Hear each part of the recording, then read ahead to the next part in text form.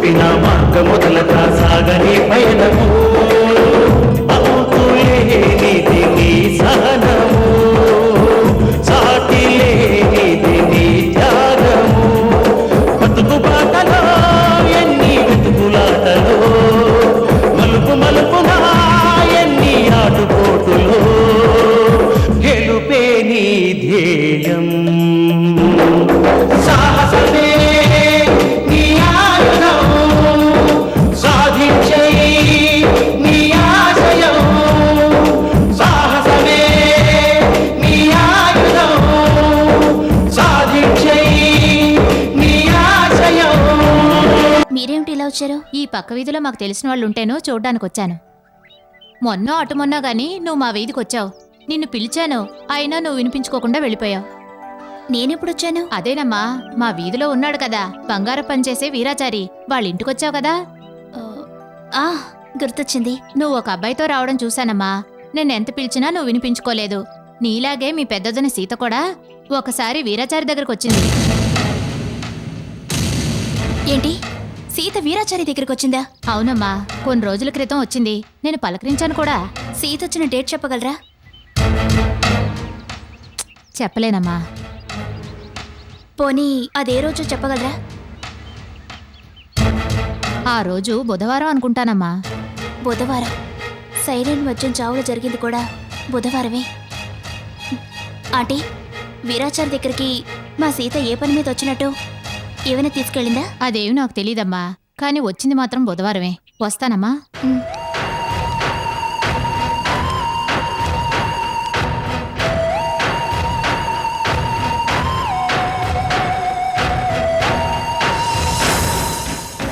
వీరాచారి ఇంటి దగ్గర ఆవిడ చెప్పిన మాటల్ని బట్టి చూస్తే సీత వీరాచారి దగ్గర నుంచి సైనిట్ తీసుకున్నట్టుంది. అంత ఖచ్చితంగా ఎలా చెప్పగలుగుతున్నావు?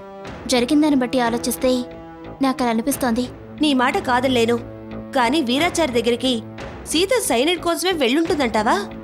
నగలు చేయించుకోవడానికి కూడా వెళ్ళుండొచ్చుగా. సీత సైనిడ్ కొనడానికి వీరాచారి దగ్గరికి వెళ్ళిందని మనం నిరూపించలేంగా. అమ్మా ఇందు, నువ్వు డిటెక్టివ్ చాణక్య వీరాచారిని కలిసి ఎన్ని విధాలుగా ప్రశ్నించినా తనకేం తెలియదు అని చెప్పినప్పుడు సీత వీరాచారి దగ్గరే సైనైడ్ కొంది అని మనం ఎలా ప్రూవ్ చేయగలం? కష్టమే.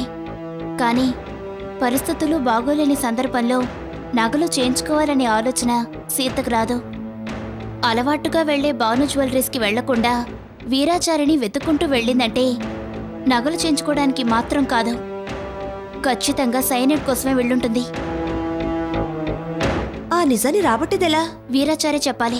చెప్పకపోతే చెప్పేలా చేయాలి. డబ్బు కక్కుర్తిపడి పాడు పని చేసినవాడు అంత తేలిగ్గా ఎలా ఒప్పుకుంటాడమ్మా? ఓ పట్టాన ఒప్పుకోడు, ఎలాగైనా ఒప్పుకునేలా చెయ్యాలి.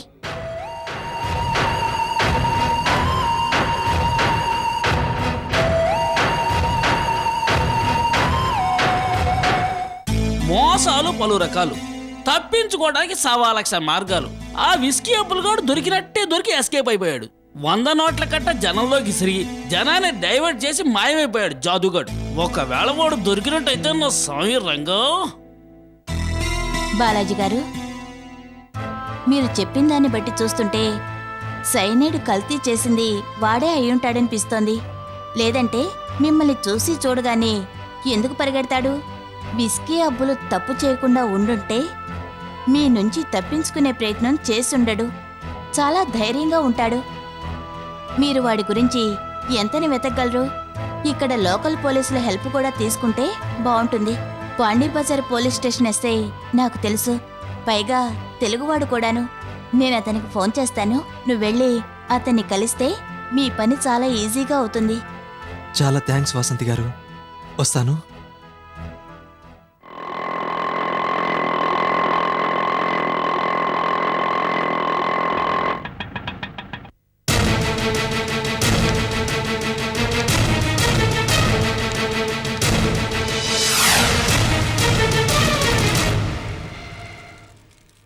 వీరాచారి గారు,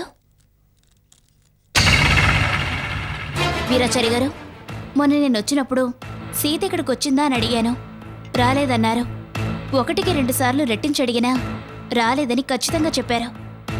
అంతకుముందు వారం క్రితమే సీత మీ దగ్గరకు వచ్చినట్టుగా మాకు తెలిసింది. రాలేదని ఎందుకు అబద్ధం చెప్పారు? సీత మీ దగ్గరకు వచ్చింది, మీ దగ్గర నుంచి సైనైడ్ తీసుకెళ్ళింది. అబ్బే అదేం లేదమ్మా. సీత రావటం ఏంటి, నేను సైనడ్ ఇవ్వటం ఏంటి? అయినా సైనడ్ నా దగ్గర ఎందుకు ఉంటుంది? దాంతో నాకు పని ఏంటమ్మా? మీకు పని లేకపోవచ్చు, కానీ అవసరం ఉన్న వాళ్ళకి సప్లై చేయొచ్చుగా. నేనేం స్మగ్లింగ్ చేయట్లేదమ్మా. వీరాచారి గారు, జరిగిందేమిటో మీకు తెలిసే ఉంటుంది.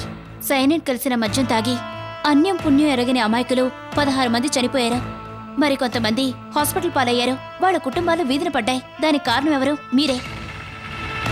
కేవలం మీరు చేసిన దానివల్లే ఆ ఘోరాలు జరిగాయి. ఇదేమిటమ్మా, నాకేం తెలియదు మొర్రో అని నెత్తినోరు బాదుకున్నా మీరు వినరేమిటి? నిజంగా నాకేం తెలియదమ్మా. వీరాచారి గారు, మీరు నిజం దాస్తున్నారు. మీకు అంతరాత్మ అనేది ఒకటి ఉంది. మీరు చేసిందేమిటో మీ మనసాక్షికి తెలుసు. మీరు చేసిన పాపం మిమ్మల్ని ఊరికే వదలదు. ఇవాళ కాకపోయినా రేపైనా మీరు చేసిన దానికి శిక్ష అనుభవించాల్సిందే. అప్పుడు మీరు చాలా బాధపడతారు, పశ్చాత్తాపడతారు. ఎవరికీ చెప్పుకోలేక లోలోన కుమిలిపోతారు, నరకయాతన అనుభవిస్తారు. ఎంతో మంది ఉసురు మీరు పోసుకున్నారు. అది ఊరికే పోదు, ఏదో రూపంలో మిమ్మల్ని బలి తీసుకుంటుంది. ఆ పనిష్మెంట్ మీకు రాకుండా ఉండాలంటే మీరు నిజం చెప్పాలి. సైన్యం అడిగింది సీతే కదూ.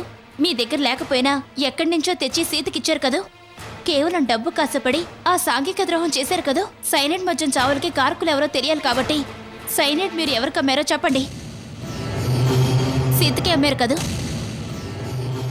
సైనైడ్ ఇచ్చింది సీతకే కదూ. చెప్పండి వీరాచారి గారు, చెప్పండి. లేదమ్మా, నాకేం తెలీదమ్మా. ఆ పాపం నేను చేయలేదమ్మా. ఇంత చెప్పినా కూడా మీరు ఇంకా అబద్ధం చెప్తున్నారా? కావాలంటే అమ్మవారి మీద ప్రమాణం చేసి చెప్తున్నాను, నిజంగా నాకేం తెలీదమ్మా. వీరాచారి గారు, చేసిన తప్పు చాలదన్నట్టు అమ్మవారి మీద ప్రమాణం చేసి మీరు చాలా తప్పు చేస్తున్నారు.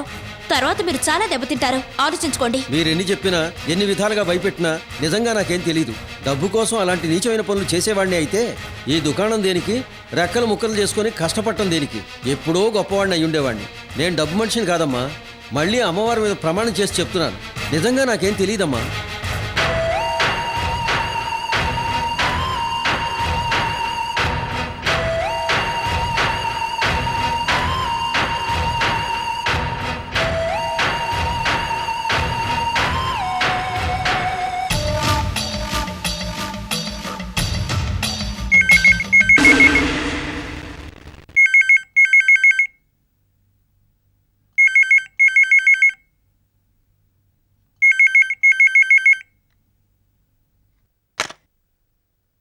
హలో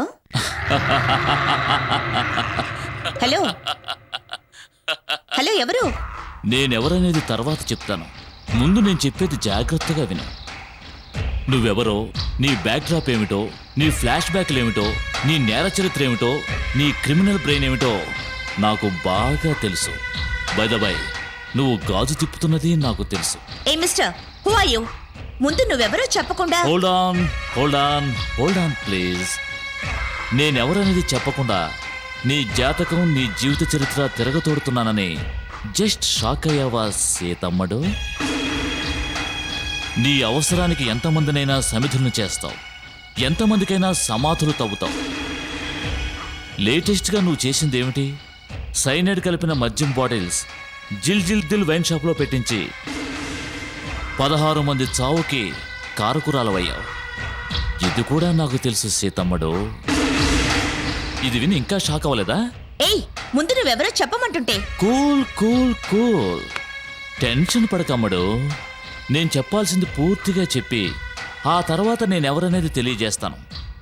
సైనైడ్ మద్యం చావులకు కారకురాలు అడబాల సేతే అంటూ సాక్ష్యాధారాలతో సహా డిఎస్పీ గారు ముందుంచాననుకో, అప్పుడు నీ పరిస్థితి ఏంటమ్మడు? బెయిల్ కూడా వీలు లేకుండా పోలీస్ కస్టడీకి వెళ్లాల్సిందేగా. 3rd డిగ్రీ పద్ధతులతో నీ ఒళ్ళు హోనం కావడం ఖాయమేగా. ఈ డేంజరస్ సిచ్యువేషన్ నీకు రాకుండా ఉండాలంటే నువ్వు నాకు ఆమ్యామ్య సమర్పించుకోవాలి. బ్లాక్మెయిల్ చేస్తున్నావా? ముందు నువ్వెవరో చెప్పు. అదిగో ఆ కంగారే వద్దనేది. నేను తర్వాత చెప్తానని చెప్పానుగా. ఇంకా నేను చెప్పాల్సిన విషయాలు చాలా ఉన్నాయి. ఇరిటేషన్తో ఫోన్ కట్ చేసావనుకో, రిస్క్లో పడేది నువ్వే.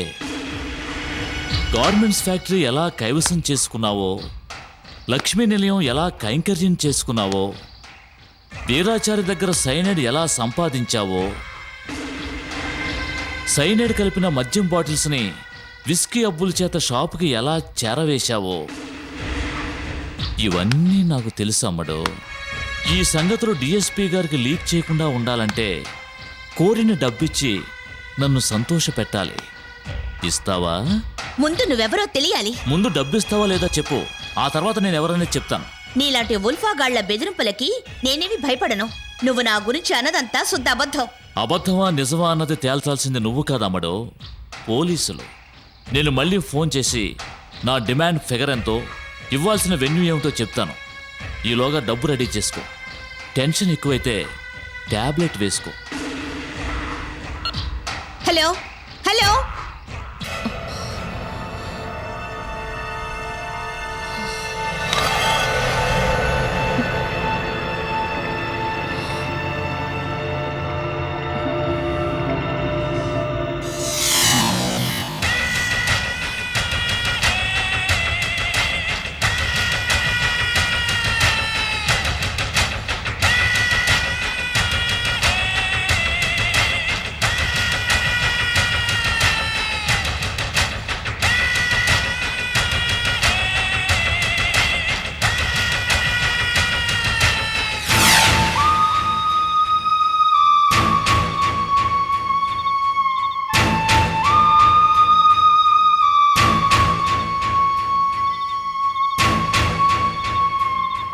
అత్తయ్య, పాలు తీసుకోండి.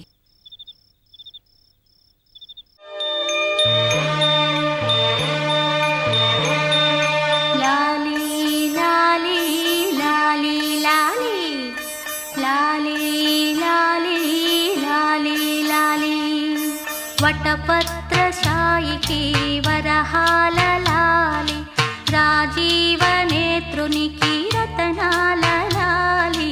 వటపత్ర సాయికి వరహాల లాలి, రాజీవ నేత్రునికి రతనాల లాలి. మురిపాల కృష్ణునికి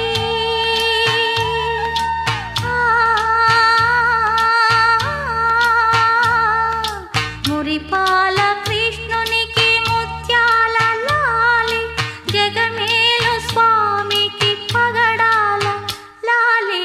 వటపత్ర సాయికి వరహాల లాలి, రాజీవ నేత్రునికి రతనాల లాలి. లాలి లాలి లాలి లాలి లాలి లాలి లాలి లాలి.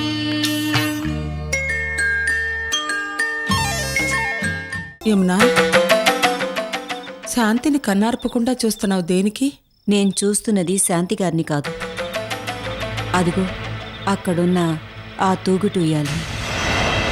తూగుటు ఉయ్యాల వైపు అంతగా చూడవలసిన అవసరం ఏముందమ్మా?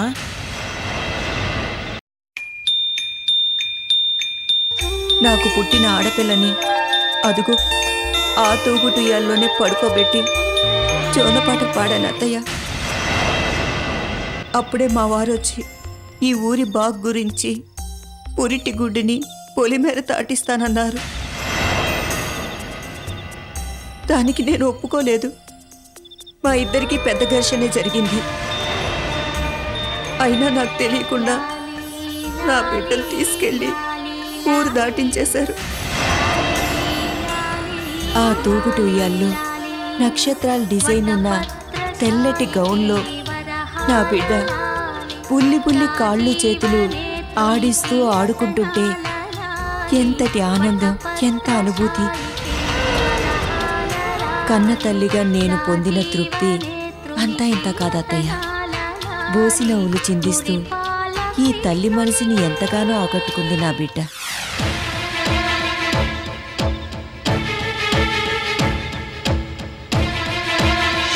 నేను నదిలో దూకి చావపోతుంటే చిన్న తెప్పలో రోధిస్తూ ఈ పాప నా దగ్గర కొట్టుకొచ్చింది. నన్ను చూసి ఏడు పాపి బోసి నవ్వులు నవ్వింది. ఆ నవ్వే నా ఆత్మహత్యకు ఆనకట్ట వేసింది, బతుకు మీద ఆశ కలిగించింది.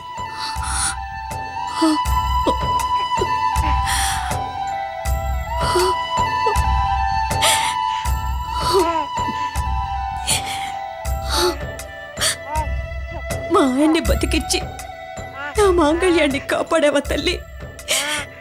నీ కన్న తల్లి ఎవరో కానీ ఇక నుంచి నేనే నీ తల్లిని. నువ్వు నా బిడ్డవి, నువ్వు నా బిడ్డవి.